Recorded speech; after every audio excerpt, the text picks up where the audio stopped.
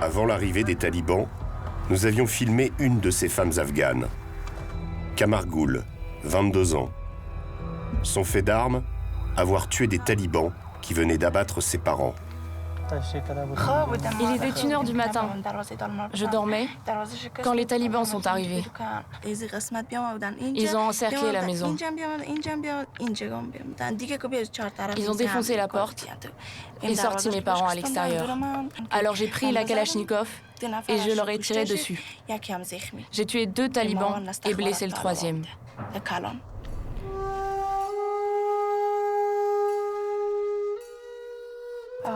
J'ai continué à tirer jusqu'à l'arrivée des voisins.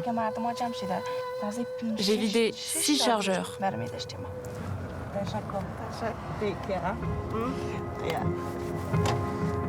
Dès notre arrivée à Kaboul, nous essayons de la recontacter.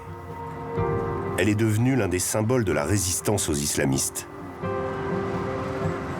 Avec la victoire des talibans, sa vie est plus que jamais en danger. Son effigie est taguée partout dans la capitale, mais elle semble avoir disparu. Il faut dire que pour les femmes, c'est un terrible retour en arrière. À peine arrivés, les talibans ont remplacé le ministère des femmes par celui de la surveillance de la vertu. Le nouveau régime s'emploie à rendre invisible la moitié de la population. Et ça commence sur les vitrines des instituts de beauté, dont les visages féminins ont été recouverts de peinture.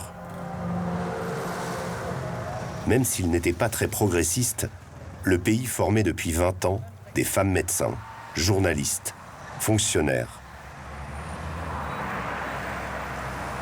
Aujourd'hui, ce sont les seuls qui défilent contre le nouveau pouvoir.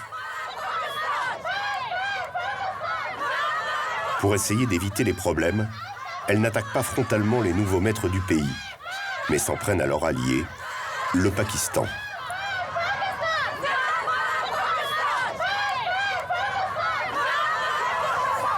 Immédiatement, les talibans nous empêchent de filmer.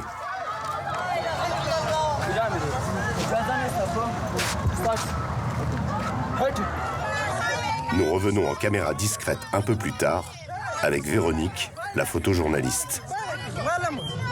Juste à temps pour voir les islamistes disperser la manifestation sans ménagement.